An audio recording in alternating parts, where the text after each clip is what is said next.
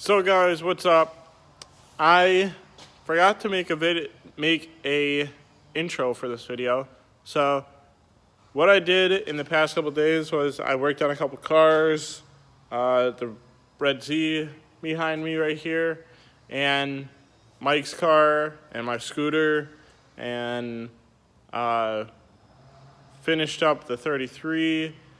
So I don't really know what to say in the beginning of this one because usually I tell you guys what I'm doing throughout the day, but we're gonna save that for a secret because I do have quite a few new things that I'm gonna do today. So let's go ahead and jump right into the video. So guys, the 33 is good. I took out the intercooler piping on both sides. Took off the intercooler support in the front there. Still gotta mock up the intercooler to make it fit in here, but I put more coolant in Mike's car, letting it run, and now I have to take out the steering rack because the steering rack is bad, and we gotta put in the new one. The new one is actually in the office over there. And if you guys haven't subscribed yet, definitely subscribe. Lots more to come. Somebody gave a good name for the scooter. They said to name it Oscar because I found it in the trash and it's green. I don't know if I'm gonna stick with that one yet, but it's definitely a cool one. Thanks a lot for the name. But I'm just gonna work on this thing today and bang this out real quick, and then move on to the next little project for the day. So guys, I got the steering rack in. That's the new steering rack. Obviously it's covered with handprints because there's a bunch of oil and stuff everywhere on it. But the tie rods are back in. The lines are on. I didn't get the steering all the way on. I think it's at the wrong angle, so I'm gonna leave it and let Roberto see what he says on that. But I just took the scooter around. It's actually kind of weird today. Maybe it's because it's not so dry out. It's more humid today, so maybe that has something to do with it. But I think I'm gonna delete the airbox today and just run I'm gonna cut a cloth and put a cloth over it with a zip tie on it so that it doesn't get anything into it. And then I'm going to take this completely off and see what all of this off looks like. And then I think I'm going to end up trying to make the seat smaller because that seat isn't actually as comfortable as you think it would be. And then eventually, I think what I'm going to do is I'm going to cut 2 holes on either side, or a hole on either side, and put foot pegs coming out. Instead of just putting your feet on the platform, you're going to put your feet on pegs that are off to the sides. But I think that's what I'm going to do today. And just figure out what I'm doing with this. The 33, Jack and Shaw took it to paint, so there's no more 33 here. But like I was saying in the beginning of the video, the 32 that's over there is getting the turbos that Jack has on Dusty. So we're going to start that this week and get that done this week. So lots of cool stuff coming later on this week. So guys, what I did on the scooter today, I didn't actually do what I said I was going to do and take the air filter box off. Actually I did, but it doesn't run right with it off. So I'm going to put it back on. What are you doing? I'm filming. Oh, is your scooter ready or not? To do what? Race. We already raced and I lost. I'm sick of your accent, your excuses, your attitude, everything. What do you? Am I gonna get fired? If you don't win. Oh, okay. Well, it looks like I'm gonna get fired then. But I'm trying to decide on what I should really do. I definitely want to stretch it a little bit and lower the back so that the back sits closer to the rear fender back here. But my buddy actually up in the front of the plaza, he does a bunch of welding, so I'm probably going to have him make the little bracket for me to go back and then make new spring mounts so I can still run the shocks in the back. But I kind of just putzed around with it today. We are having so much trouble with the carburetor, and it still is giving us trouble with it. The little fuel system that we have run up right here with the cutoff line in it, the carburetor keeps overflowing and gas keeps leaking out of it. So what I'm going to have to do is I'm just going to have to buy a new carburetor, because we already tried 2 carburetors on it. Tried messing with the floats and the check valve and everything with it, and it's just still didn't work. So I'm gonna have to buy another carburetor. While I'm at it, I'm gonna buy the thing that I broke off the back right here, the petcock for it, and I'm just gonna buy an air filter so that I can get rid of the box on the side and then just run the air filter in here. But that'll probably be later on this week or next week that I'll buy that stuff. But things running good when it wants to run, and just gotta keep modding it, tuning it up, and then eventually get fast enough so I can beat Jack. Once I get all that done, I'm gonna come over here, and this is the motor for Rob's car. So on this side of the motor, I gotta get the turbos completely off, all the lines, everything. This is the breakdown for the motor. So as you can see, there's a lot of things that go to this motor.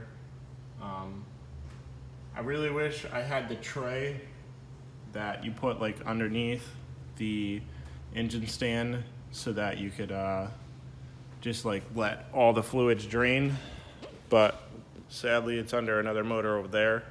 So I gotta kind of be a little careful and not make a big mess on the floor right here, but it's gonna be a mess because things happen.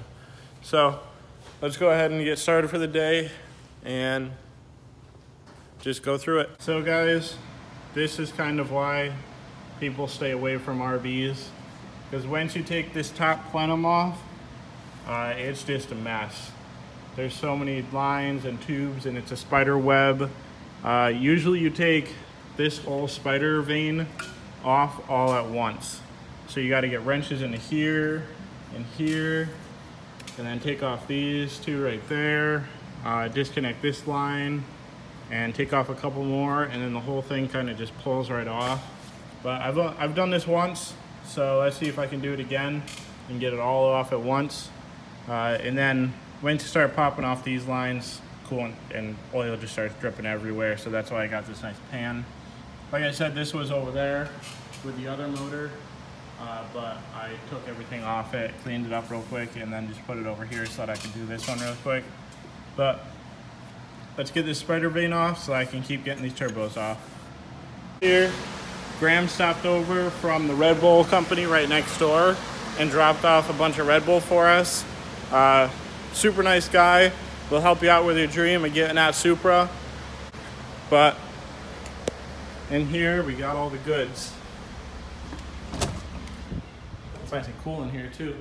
But he dropped off 4 packs of Red Bull for us. This is our dude right there. He always hooks it up. I love this guy.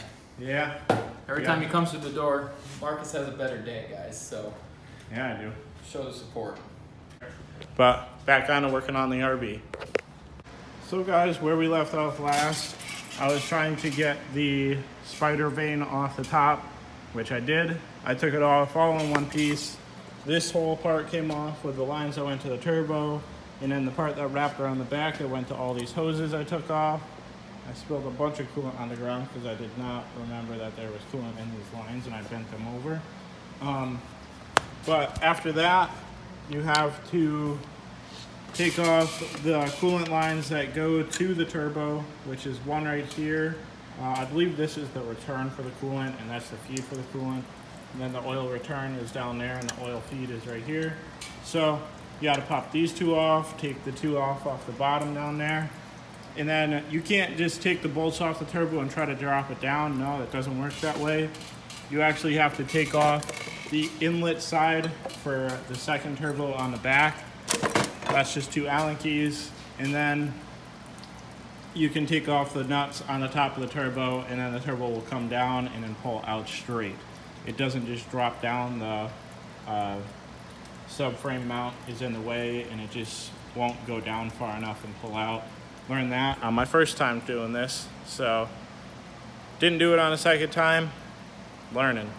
But I'm gonna drop this turbo and then pull off this turbo, and then you could just take off the manifolds, and then this whole side is basically done. Then it's probably like, then I'll go on to taking off the belts and all the accessories on this side and doing that. So let's continue on this. So guys, it's off. Along with the manifold, the gasket's still on there, but that's whatever, we'll get that off later. But after you get this part off, you have to bend down these tabs. Nissan was really thorough when they built GTRs because they got everything. These are locking tabs for the manifold, for the turbos, so that the bolts don't come loose. But you bend those down, take off all these are 13s. And then you gotta take the oil drain off. And I believe there's a bracket on this one too. There's a bracket right there with like a 13, and then there's a 10 mil right there, so you can bend these lines up. So this is a very simple job. Like I said, I've already done it once, so I remember most of it. So it's just nuts and bolts taking it off. So let's finish this up, and then we'll go on to the intake side. I put all the little fittings back on. I put the oil line on this one. I got to get it off of here, but I don't know if we're going to take this off yet. I'll wait for Roberto to tell me what I should do with this. But I said I was going to go on to the intake side, but I'm going to wait on that. I'm just going to take all the belts and all the accessories off. And then I'll move on to the intake side and start doing all that. But it's slowly coming. So guys, the front of the motor is all taken down. There's no accessories. They're all on the ground right here. But now I'm trying to take the intake off. This one's giving me a little bit of pain because some of these hoses are supposed to come off with the motor, with the intake, but it just is not coming off. So I got to figure out what's got to come off and what doesn't have to come off, but it'll be off. And then basically it's ready to go to the machine shop. I gotta take the head off and take all the valve cover off after this. So let's keep working on this part. To a bare block, I just gotta take off the oil filter housing and then the water pump, I believe. Not sure if I gotta take this off yet, but everything is on the floor right here. The turbos, all the accessories, the wiring for the starter, the back half of the intake manifold, all the other spider vanes on this side, and then the ITBs are right there, and then the actual plenum is right here. I just cleaned off this whole shelf so that we can put it all onto there. But there's a lot of parts to this thing. I got it all labeled in this little box right here, and yeah, it's basically down to what it needs to be at.